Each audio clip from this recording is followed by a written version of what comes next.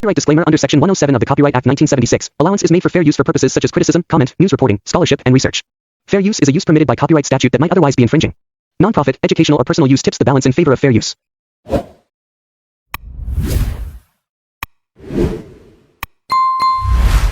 সুপ্রভাত বন্ধুরা, তোমরা সবাই কি করতেছো? সকালে তোমরা সবাই কি বলো না? Good morning. क्या बोला तूने? না, ওই ইংরেজিতে কি বলো দিকেও বলতে শুনেছি আমি তো সুপ্রভাত বলি, তো তোমরা ইংরেজিতে গুড মর্নিং বলো। ঘরের সব কাজকর্ম সেরে এই যে আমরা সবাই চা নিয়ে বসে পড়েছি। তো চলো, তোমাদের চা খাওয়া হয়ে গেছে তো? এই দেখো আমরা চা নিয়ে বসে পড়েছি। তো সকাল সকাল আমাদের চা ছাড়া হয় না, কিছু হোক আর নাই হোক চাটা লাগবেই একদম। তো আমরা সাদা চা খাই না, আমরা দেখো কালো চা খাই, কালো পাড়া চা। চা খেয়ে চলে এলাম রান্নার দিকে। এই যে মশলা করছি, কাতলা মাছ ভাপা হবে, কড়াই তেল চাপিয়ে দিয়েছি, পেঁয়াজটা ছেড়ে দিলাম। আর এদিকে রান্না হয়ে গেছে, অর্ধেক রান্না হয়ে গেছে, ভাত হয়ে গেছে, ভেন্ডি আলু সবজি বানিয়েছি। আর এদিকে এখন এই মাছটা হতেই বাকি আছে, মাছটা ধুয়ে নিয়েছি, কাতলা মাছটা। আর মাছটা হলেই রান্না হয়ে যাবে। আর এই যে দেখছো বাটা মাছটা আছে, বাটা মাছটা রেখে দেওয়া হবে ফ্রিজে কালকের জন্য। আর পেঁয়াজ ভাজা চলছে এখন। তো তোমরা অনেকেই ইলিশ মাছ ভাপা খেয়েছো, বাট কাতলা মাছ ভাপা খেয়ে থাকবে হয়তো, আমাদের খুব খুব প্রিয় জিনিস এটা। তো এই যে মশলা কষা চলছে এখন, ভাপাটার জন্য মশলা কষছি। তো এর মধ্যে আদা রসুন পেঁয়াজ টমেটো সব কিছু দেওয়া হয়েছে। তো মশলাটা ভালো করে কষিয়ে নিচ্ছি, তারপরে এবার জল দিয়ে দেবো। জল দিয়ে দেওয়ার পরে এই যে জলটা দিয়ে দিলাম, জলটা দিয়ে দেওয়ার পরে এবার আস্তে আস্তে ঝোলটা ফুটে আসলে আস্তে আস্তে কাঁচা মাছগুলোকে আমরা ছেড়ে দেব। রান্না করছিস রে? কাতলা মাছ ভাপা। কাতলা মাছ ভাপা? তোমরা সবাই কোনোদিন কাতলা মাছ ভাপা খেয়েছো? তোমরা তো সবাই ইলিশ মাছ ভাপা খেয়েছো। এই দেখো কাতলা মাছ ভাপাটা দেখো, উফ যা টেস্টি হবে না, যা সুন্দর। কত মাছ খাই সেটা তোমরা দেখো, এত মাছ কি তোমরা খেয়েছো? তোমরা কোনোদিন এত মাছ খেয়েছো? দেখো আমরা কত মাছ খাই, দেখো দেখো শুধু খাই, 2 পিস করে মাছ ছাড়া আমরা ভাত খেতে পারি না গো।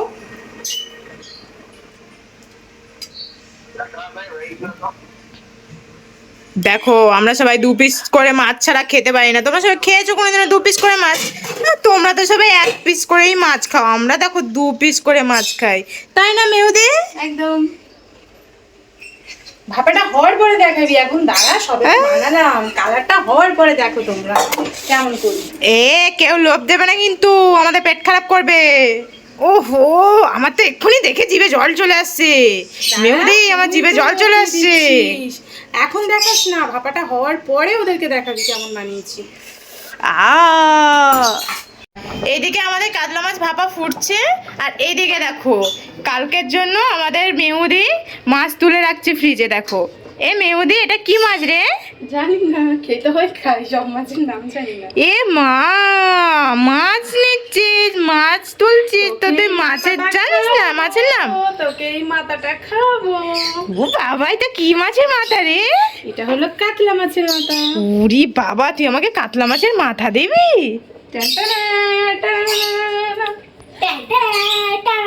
আমার হরিপদকে দেখতে পাচ্ছ, আজকে পড়া করেনি, তাই আজকে হরির মা ওকে কান ধরিয়ে দাঁড় করে বসিয়ে মুরগি বানিয়ে রেখে দিয়েছে। কান ছাড়বি না, ছেড়ে দে ছেড়ে দে, ওকে ছেড়ে দে। না কান ছাড়বি না, যেমন পড়া করিসনি তেমন এরকম ভাবে বসে থাক। আমাদের মায়ের অবস্থা দেখো বন্ধুরা, এই যে 24 ঘন্টাও যদি খেতে না দাও চলবে, কিন্তু ফোন না দিলে চলবে না।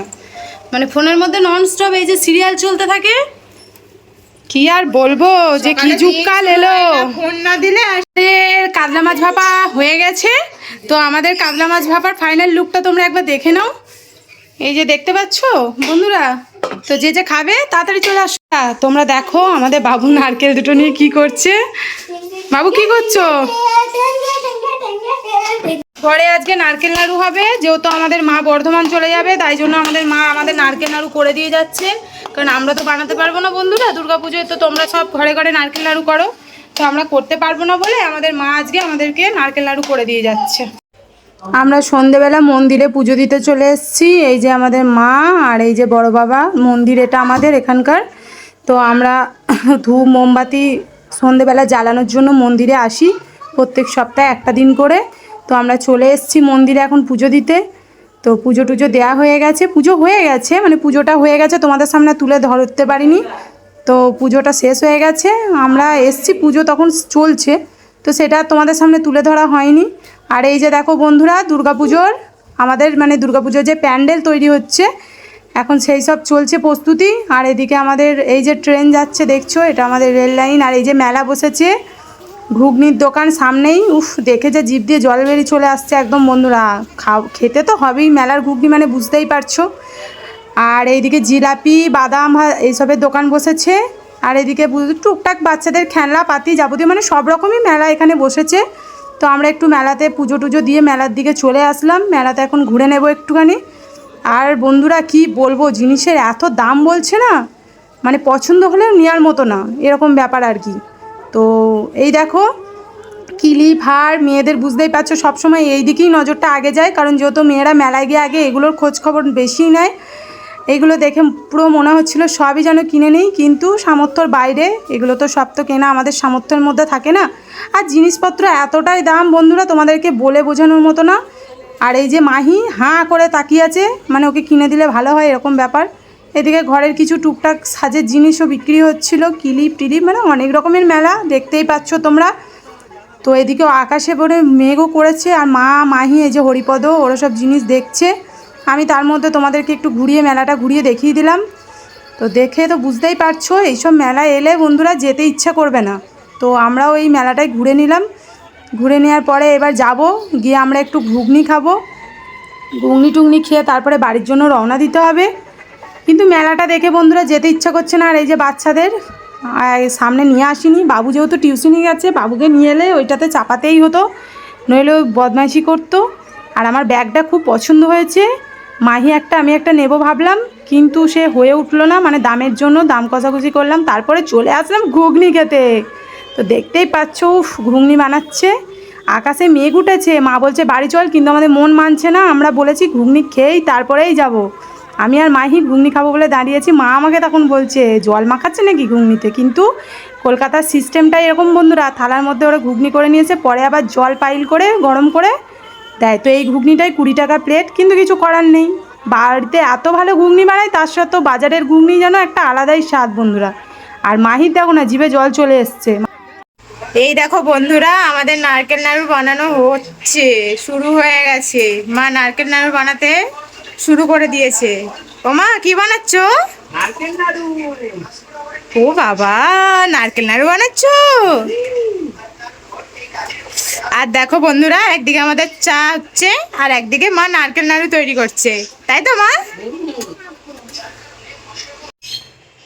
তো আমরা মেলা থেকে ঘুরে চলে এলাম, আর মা একদিকে নারকেল নাড়ু বানানো শুরু করে দিয়েছে। আজকে সন্ধ্যায় আমাদের চা খাওয়া হয়ে ওঠেনি, তাই জন্য এখন চা হচ্ছে, চা খাওয়া হবে। তো আজকের ব্লগটা এই পর্যন্ত। তো আমাদের ভিডিও যদি তোমাদের ভালো লেগে থাকে তাহলে লাইক, কমেন্ট আর সাবস্ক্রাইব করে দিও কিন্তু চ্যানেলটা মনে করে। তো সবাইকে টাটা।